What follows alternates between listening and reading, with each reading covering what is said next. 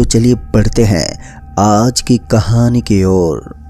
दोस्तों, हिमाचल प्रदेश के सोलन जिले में स्थित है बड़ोग रेलवे स्टेशन। ये देश के सबसे डरावने रेलवे स्टेशनों में से एक है। हिल स्टेशन पर मौजूद ये रेलवे स्टेशन देखने में तो बेहद ही खूबसूरत है।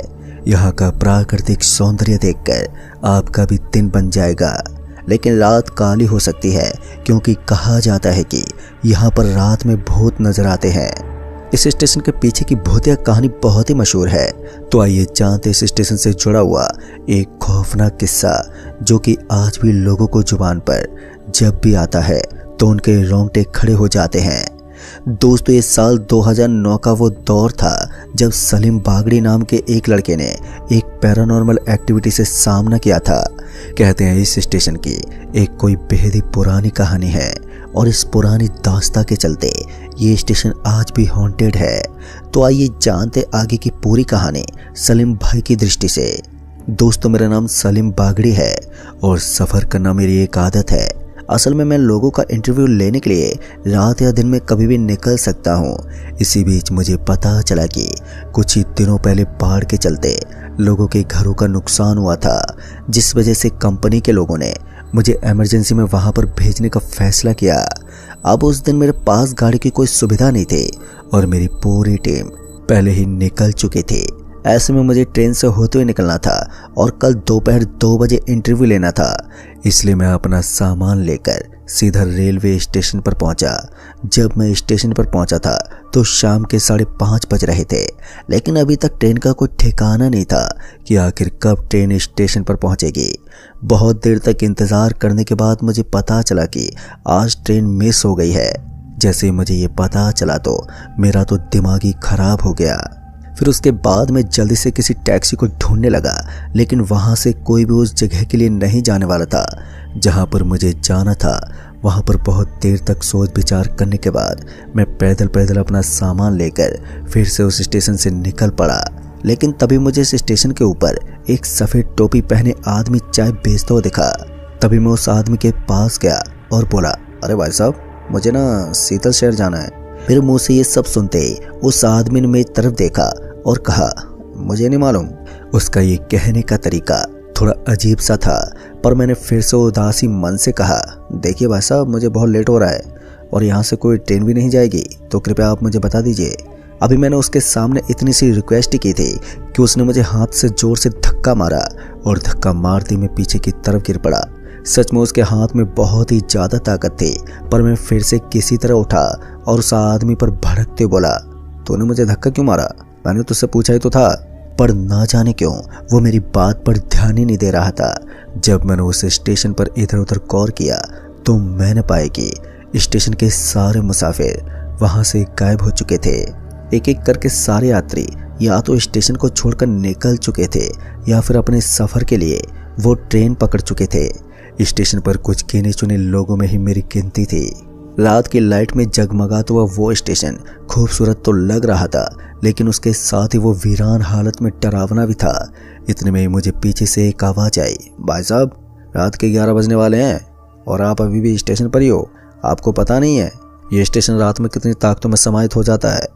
अब उस आदमी की बात सुनते ही मैं पीछे घूमा तो मैं न पाया कि वो एक हट्टा कट्टा नौजवान था जिसकी उम्र 25 साल के लगभग की थी। मैंने उस लड़के से कहा, देखो भाई साहब, मुझे जल्दी से जल्दी शीतल शहर जाना है और यहाँ से मुझे किसी साधन की ज़रूरत है। अगर आपको मालूम हो तो आप मुझे किसी टैक्सी स्टैंड के बारे में बता दीजिए ताकि मैं जल्दी से जल्दी निकल जाऊँ। मेरी बात सुनकर उस लड़के ने कहा, देखिए भाई साहब, मुझे नहीं लगता अब आप इस स्टेशन से बाहर जा पाएंगे, क्योंकि अगर आप बाहर गए तो फिर हो सकता है कि आज आपकी जान को खतरा हो। उसकी बात सुनते मैं उलझन में पड़ गया। तभी उसने मुझे इशारा करते हुए कहा, वहाँ पर देखो, वो लोग भी आपकी तरह इस स्टेशन पर फंस गए थे और आज तक उन्हें यहाँ से कोई नहीं निकाल पाया। जैसे मैंने उस तरफ देखा तो मैंने पाया कि 6 से 7 मजदूर वहाँ पर काम कर रहे थे। खैर, मुझे उस आदमी की बातों में बेवकूफ़ी ज़्यादा नजर आ रही थी, इसलिए मैंने उस आदमी से कहा, अरे भाई साहब, क्या आप भी मजाक करते हो? मैंने इतना कहा ही था कि तभी उन लोगों ने अपने कपड़े उतारने शुरू कर दिए। मुझे समझ में नहीं आ रहा था कि वो लोग क्या करने वाले हैं। अब मैं उन्हीं को देख रहा था कि तभी बीच में टोकते हुए उस लड़के ने कहा, अब आप अपनी आंखों से ही देख लीजिए कि आगे क्या होगा। तभी मैंने देखा कि वहां पर एक लाल रोशनी टिमटिमाने लगी है। उस रोशनी को देखकर ऐसा लग रहा था शायद वहां पर ट्रेन आने वाली थी। फिर थोड़ी देर तक वेट करने के बाद एक ट्रेन बहुत ही हल्की रफ्तार में वहां से गुजरने लगी। तभी मैंने देखा कि उन 6 से 7 मजदूर लोगों ने उस ट्रेन के ऊपर अपने कपड़े उतारकर उसके बगल में फेंकना शुरू कर दिया। और जैसे वो ट्रेन वहां से गुजरी तो वहां का नज़ारा देखकर मेरा तो पूरा शरीर कांप उठा। दरअसल मैंने देखा कि जिस जगह पर उन्होंने अपने कपड़े उतार कर फेंके थे वहां पर उन सभी की लाश पड़ी हुई नजर आ रही थी। एक बार के लिए तो मेरा दिमाग ही सनक गया। फिर वो ट्रेन की रोशनी एकदम से गायब हो गई और उस रोशनी के गायब होते ही वहां चारों तरफ एक बार के लिए जोरदार अंधेरा छा गया। ऐसा लगा जैसे कि स्टेशन की सारी लाइट एकदम से बंद हो गई थी। फिर जैसे वापस से वो रोशनी चमकी तो मैंने देखा कि अब वो सारे मजदूर एक साथ काम कर रहे थे। अब ये नज़ारा मेरे दिमाग को हिला देने वाला था। तभी उस लड़के ने बताया कि ये स्टेशन रात होने के बाद रात के 12 बजे से 3 बजे के बीच में इतना ज़्यादा खौफनाक बन जाता है कि यहाँ से सफ़र कर पाना यमराज के साथ चलने जैसा होता है। उसकी बातें सुनकर मेरा तो दिमाग ही हिल रहा था, साथ में मुझे अब डर भी लगने लगा था क्योंकि मैं स्टेशन पर था जिस स्टेशन से निकलना मुझे बहुत ही मुश्किल लगने लगा। तभी उस लड़के ने कहा, अगर आप चाहते हैं कि आप यहाँ से आराम से निकल जाएं तो आपको रात 12:30 बजे की ट्रेन पकड़नी होगी। वैसे तो उस ट्रेन से निकलना भी इतना आसान नहीं है, लेकिन आप अपनी तरफ से पूरी कोशिश को अंजाम दे सकते हो। लेकिन मुझे समझ में नहीं आ रहा था कि आखिर वो लड़का कौन है। फिर मैंने उस लड़के से कहा, लेकिन भाई साहब आप हैं कौन और आप इतनी रात को इस स्टेशन पर क्या कर रहे हो? क्योंकि आपका कहना है कि इस स्टेशन पर एक नॉर्मल आदमी नहीं भटक सकता। अब मेरी बात सुनते ही उस लड़के के चेहरे पर एक छोटी सी मुस्कान आ गई और फिर उसने हंसते हुए कहा, आपके सारे सवालों का जवाब तब मिलेगा जब आप ट्रेन में सवार हो जाओगे। फिर उसके बाद वो लड़का मुस्कुराता हुआ वहां से निकल गया और मैं थोड़ी देर तक तो उसकी तरफ देखता रहा, लेकिन फिर वो ना जाने मेरी आंखों से कहां पर ओझल हो गया मुझे मालूम ही नहीं। अब मुझे उसके बाद ट्रेन के आने का इंतजार था ताकि मैं इस डरावने स्टेशन से जल्दी बाहर निकल जाऊं। उस स्टेशन के एक एक कोने से मुझे काफी ज्यादा डर महसूस हो रहा था। थोड़ा टाइम बीता ही था कि तभी मेरे कानों में ट्रेन के हॉर्न की आवाजें आने लगी।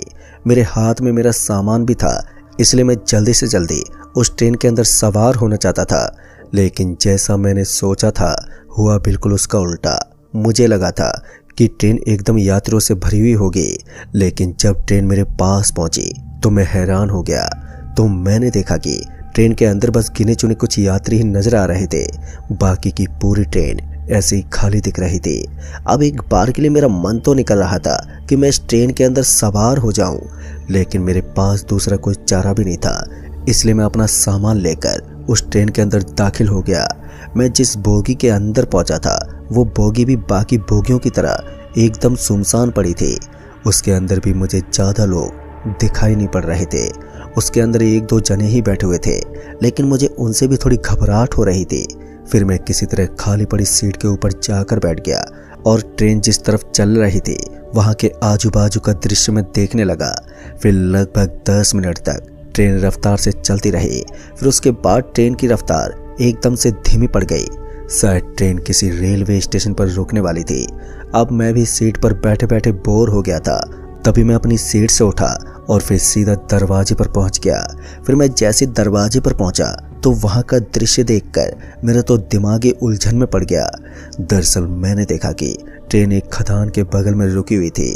वो खदान दिखने में बहुत ही गहरी थी। तभी मुझे ऐसा लगा कि पीछे से किसी ने मुझे पकड़ा हो। मुझे लगा कि शायद वो मुझे आगे धक्का देने वाला है, इसलिए मैंने जानबूझकर अपने आप को पीछे की तरफ धकेल दिया। फिर मैं जैसे पीछे जाकर गिरा तो मैंने देखा कि ये वही लड़का था जो मुझे स्टेशन के ऊपर मिला था। और उस लड़के को अपने सामने देखकर मेरी आंखें काफ़ी बड़ी बड़ी हो गईं। फिर मैंने उस लड़के से कहा, तुम इस बोगी के अंदर कैसे पहुंचे? मेरी बात सुनते उसने हंसते हुए कहा, थोड़ी देर के बाद तुम सारे राज को जान जाओगे और समझ जाओगे कि तुम किस मुसीबत में पड़े हो। अब उसकी बात सुनकर मुझे डर भी लग रहा था और साथ ही मेरे अंदर बेचैनी भी बढ़ती जा रही थी। मुझे समझ में नहीं आ रहा था कि आखिर मैं किस ट्रेन में चढ़ गया हूँ और उस स्टेशन पर वो किस तरह का नज़ारा था। तभी मैंने देखा कि अब ट्रेन ने धीरे धीरे फिर से चलना शुरू कर दिया था। बगल में जो खदान बनी हुई थी उस खदान के अंदर मुझे कुछ लोग घूमते फिरते नजर आ रहे थे जो उस ट्रेन को ही देख रहे थे। फिर उस लड़के ने कहा, अरे भाई साहब बाहर झाँककर मत देखिए वरना कोई भूत दिख जाएगा। अभी उसने इतना ही कहा था कि तभी मैंने देखा कि उस बोगी के अंदर उस ट्रेन का टीटी पहुंच गया। टीटी के वहां आते ही मुझे लगा कि मैं उससे सारी बात कर पाऊंगा, लेकिन ताजुब की बात तो ये थी कि वो एक बार भी मेरी तरफ नहीं पलटा। वो उन लोगों के पास पहुंचकर बस उनके मुंह को देखता और फिर वापस घूम जाता। लेकिन वो मेरे बगल से भी गुजर गया, पर इसके बाद भी उसने मेरी तरफ एक बार भी ध्यान नहीं दिया। मुझे ये हरकत थोड़ी अजीब लगी, लेकिन फिर मैंने सोचा कि जिस ट्रेन के अंदर मुझे खुद नहीं पता कि यहाँ पर चल क्या रहा है, भला वहाँ पर वो टीटी मेरी क्या मदद कर पाएगा। फिर मैं वहीं मौजूद सीट के ऊपर अपना सर रखकर थोड़ी देर के लिए आंख बंद करने की कोशिश करने लगा, पर जैसे मैंने अपनी आंखों को बंद किया तो मुझे ऐसा लगा जैसे कि मेरे पूरे शरीर में सुई चुभ रही हो। मेरा पूरा बदन जैसे झन्ना उठा था और फिर मेरे झटके से आंख खुल गई, और जैसे मेरी आंख खुली तो मुझे अपना शरीर बहुत ही ज़्यादा दर्द में महसूस हुआ। अब मैं इस बात को तो समझ गया था कि मैं जैसे इस जगह पर अपनी आंखें बंद करूंगा तो वैसे ही मुझे अजीबोगरीब और डरावने दृश्य नजर आएंगे। तब तक वो लड़का वहां से फिर से गायब हो चुका था। वो इकलौता शख्स था जो मेरी सहायता कर सकता था। ट्रेन के अंदर जो एक दो लोग बैठे हुए थे वो अपनी सीट से खड़े हो चुके थे, लेकिन मैं वहीं का वहीं बैठा हुआ था। तभी मैंने देखा कि उनमें से एक महिला अपनी सीट से उठकर दरवाजे के पास चली गई। ट्रेन अपनी अच्छी खासी रफ्तार से पटरियों के ऊपर भागती जा रही थी, लेकिन उस महिला को देखकर ऐसा लग रहा था कि उसे ट्रेन की स्पीड से कुछ खास फर्क नहीं पड़ा था। फिर उसने अपना एक पांव बाहर निकाला और वो एकदम से छलांग लगाते हुए भागती हुई ट्रेन के अंदर से नीचे कूद गई। जैसे वो महिला उस ट्रेन से नीचे कूदी तो उसके साथ ही मेरे मुंह से जोरदार चीख निकल गई। मैं जोर जोर से चिल्लाता रहा, लेकिन वहां पर मेरी चीख सुनने वाला शायद कोई भी नहीं था। अब उस ट्रेन के अंदर अभी भी एक दो जने बैठे हुए थे, लेकिन मेरी आवाज़ से ऐसा लग रहा था जैसे कि वो सभी भी नशे में हों और उन्हें मेरी बात का कोई भी फर्क नहीं पड़ रहा हो। फिर कुछ देर तक तो मैं इधर उधर देखता रहा, और जब डर हद से ज़्यादा बढ़ गया तब मैं सीट पर अपनी आंखें बंद करके भगवान का नाम जपने की कोशिश करने लगा। मगर जैसे मैंने अपनी आंखों को बंद किया तो फिर से मुझे ऐसा लगा जैसे कि मेरी बॉडी के अंदर बहुत सारी सुई चुभ गई हों। मैं इतने दर्द में था कि मैं अपने शब्दों में बयान नहीं कर सकता, लेकिन तभी किसी ठंडे हाथ ने मेरे कंधे को एकदम से छुआ और उसके साथ ही मेरी आंख खुल गई। तो मैंने देखा कि ये तो वही लड़का था जो मुझे बार बार आश्वासन देता और मुझे शांत कर देता। फिर जैसे मैंने उस लड़के को देखा तो मेरे मन में बहुत सारे सवाल खड़े हो गए। तभी उस लड़के ने कहा, तुम्हें याद है जब पहली ट्रेन गुजरी थी तो उन लोगों ने किस तरह से अपने कपड़े उतार कर फेंक दिए थे? अब तुम्हें भी अपने कपड़ों को उतार कर फेंकना होगा और दूसरे कपड़े पहनने होंगे, तब जाकर तुम्हें सारा रास्ता अपने आप ही समझ में आ जाएगा। दोस्तों, जैसा कि उस लड़के ने मुझे बताया था मैंने ठीक वैसा ही किया। मैंने अपने कपड़ों को उतार कर ट्रेन से नीचे फेंक दिया और दूसरे कपड़े पहन लिए। जैसे मैंने उन कपड़ों को पहना तो मुझे ऐसा लगा जैसे कि मेरे शरीर पर किसी ने बहुत ही शीतल पानी उड़ेल दिया हो। एक बार के लिए मेरा पूरा शरीर नॉर्मल हो गया था। पहले की तरह अब मुझे उतनी ज़्यादा घुटन भी महसूस नहीं हो रही थी। तभी उस लड़के ने मुस्कुराते हुए कहा, देखो मेरा सफ़र तो ख़त्म हुआ, लेकिन जाते जाते मैं तुमको एक बात बता देता हूँ। जैसे ही तुम्हें ट्रेन किसी पुरानी जंगली रेलवे स्टेशन पर रुकती हुई नजर आए तो बिना कुछ सोचे समझे नीचे कूद जाना और उस रेलवे स्टेशन से काले रंग वाली बस पकड़ लेना। अगर तुमने किसी गलत बस को पकड़ लिया तो फिर वो तुम्हारा आखिरी सफ़र होगा। दोस्तों, मुझे डर भी लग रहा था, लेकिन साथ ही साथ मुझे थोड़ी हिम्मत भी मिल रही थी। इसलिए मैंने अब ठान लिया था कि जो होगा वो देखा जाएगा। मुझे वही करना है जो उस लड़के ने मुझे बताया था।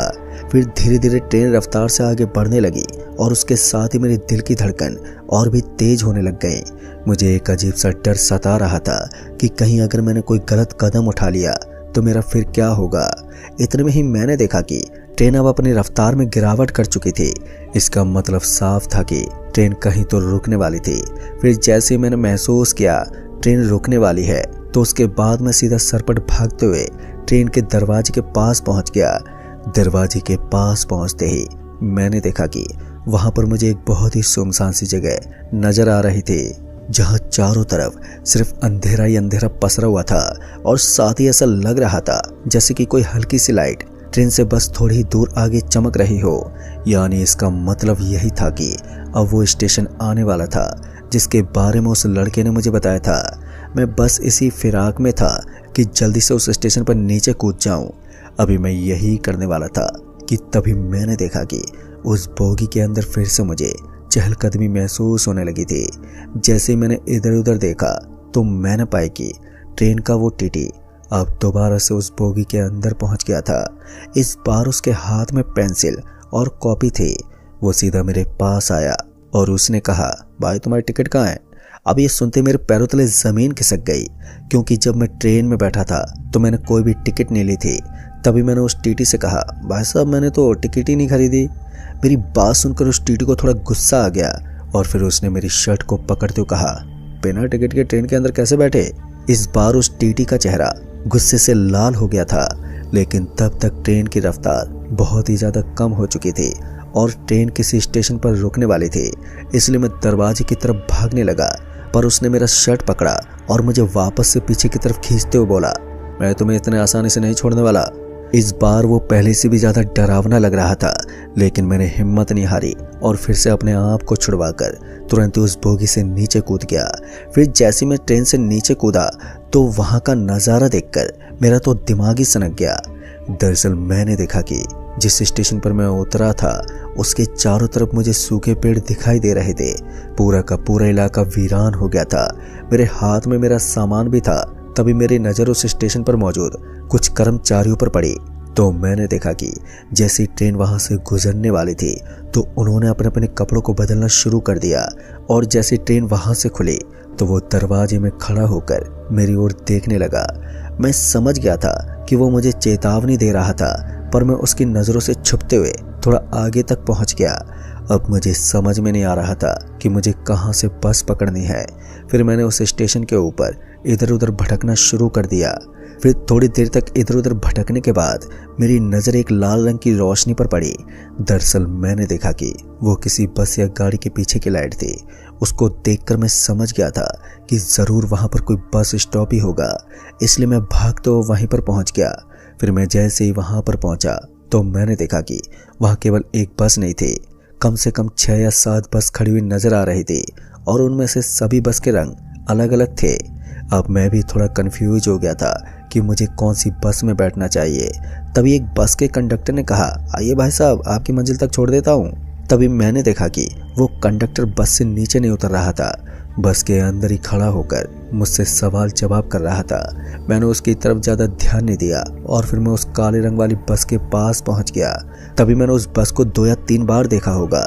फिर मैं जैसे उस बस के अंदर दाखिल होने वाला था तो पीछे वाली बस के ड्राइवर ने कहा, लगता है अपनी मौत की तरफ बढ़ रहा है। लेकिन उस लड़के ने मुझे बताया था कि मुझे किसी की बात पर ध्यान नहीं देना है और उस काले रंग वाली बस के अंदर दाखिल हो जाना है। फिर मैं बिना कुछ सोचे समझे उस बस के अंदर पहुंच गया और जैसे मैं उस बस में पहुंचा तो मैंने देखा कि मेरे अलावा उस बस के अंदर बहुत सारे मुसाफिर बैठे हुए थे जो अपने सफ़र को अंजाम दे रहे थे, पर उनमें से किसी ने भी मेरी तरफ ध्यान नहीं दिया। फिर बस खुलने लगी और उसके चलते ही बस का कंडक्टर किराया लेने के लिए पहुंच गया। फिर जैसे मेरी नज़र उस कंडक्टर पर पड़ी तो मेरा हाल बेहाल हो गया। ये कंडक्टर वही था जो ट्रेन में टीटी बनकर घूमता था। पहले तो उसने मेरी तरफ ध्यान नहीं दिया, लेकिन फिर वो जैसे ही वहाँ से निकलने लगा तो उसने एक बार के लिए मेरी तरफ मुस्कुराते हुए देखा। अब उसकी वो मुस्कुराहट मुझे कुछ ठीक नहीं लग रही थी। फिर मैंने अपनी आंखों को एक बार के लिए बंद किया और उसके बाद मुझे उस लड़के की कही गई बात याद आने लगी। उस लड़के ने मुझे बताया था कि जैसे उस ट्रेन की तरफ बस रुके तो तुम्हें वो कंडक्टर रोकने की बहुत कोशिश करेगा, लेकिन तुम किसी भी तरफ भागती हुई बस से नीचे कूद जाना। तुम्हें उस वक्त बस से नीचे नहीं उतरना है जब बस एकदम से थम जाए, क्योंकि अगर तुमने बस के रुकने के बाद नीचे उतरने की हिम्मत की तो फिर तुम्हारा जिंदा बचना बहुत ही मुश्किल होगा। अब बस की रफ्तार भी कम होती जा रही थी और उसके साथ ही साथ मेरी दिल की धड़कनें भी काफ़ी तेज बढ़ती जा रही थी। फिर जैसे ही बस की रफ्तार कम हुई तो बाहर की तरफ मुझे आग से घिरा हुआ एक दरवाज़ा नजर आने लगा। शायद ये वही दरवाज़ा था जिससे मैं अपनी जान बचा सकता था। बस की रफ्तार अब काफ़ी हद तक कम हो चुकी थी मौका पाते मैं सीधा दरवाजे के पास पहुंचा, पर मुझे हैरानी तो इस बात की हो रही थी कि उस कंडक्टर ने मेरी तरफ एक बार भी ध्यान नहीं दिया और मैं बस से तुरंत ही नीचे कूद गया। पर मैं जैसे नीचे कूदा तो मैंने देखा कि मैं किसी गलत जगह पर था, क्योंकि ये वो स्थान नहीं था जहां पर मुझे उतरना था। अब ये देखकर मुझे लगा कि मैंने अपनी जिंदगी जीने की सारी उम्मीदों को खो दिया है। पर जैसे वो बस आगे बढ़ी तो मैंने बिना कुछ सोचे समझे उसके पीछे पीछे भागना शुरू कर दिया। मैं थोड़ी देर तक तो उसके पीछे पीछे भागता रहा, फिर पता नहीं क्यों लेकिन मेरा सर भारी होने लगा और मेरी आंखें तेज जलन करने लगी, जिस वजह से मैं औंधे मुंह सड़क के ऊपर ही गिर पड़ा। और थोड़ी देर के लिए ही सही, पर मेरी आंखों के सामने काला अंधेरा छा गया। फिर उसके बाद जब धीरे धीरे मेरी आंख खुली तो मैंने पाया कि मैं किसी की गोद में लेटा हुआ था। फिर मैं तुरंत ही उठकर बैठ गया। अब तक मेरी हालत में काफ़ी सुधार आ गया था और जैसे ही मैं उठा तो मैंने देखा कि ये एक अम्मा थी। फिर मैंने उस बुढ़िया की तरफ देखते हुए कहा, अरे अम्मा जी, मैं कहाँ पर हूँ और यहाँ से मैं बाहर कैसे निकलूँ? उस बूढ़ी अम्मा ने कहा, चिंता मत करो बेटा, यहाँ से निकलने का रास्ता यहाँ से सीधा है। तुम सीधा जाओ और बस चलते ही चले जाना, बाकी तुम्हें किसी भी चीज़ पर ध्यान नहीं देना है। पता नहीं क्यों, लेकिन जैसा कि उस अम्मा ने बताया था मैंने बिल्कुल वैसा ही करना शुरू कर दिया। मैं चाहता तो था कि मैं उसके बारे में पूछूं, लेकिन उस वक्त पता नहीं मुझे क्या हो गया था कि मेरा दिमाग काम ही नहीं कर रहा था। फिर जैसे जैसे उस बूढ़ी अम्मा ने मुझे बताया था तो मैंने बिल्कुल वैसा ही किया। फिर थोड़ी देर के बाद मैं उसके बताए हुए रास्ते से बहुत ही आगे आ गया।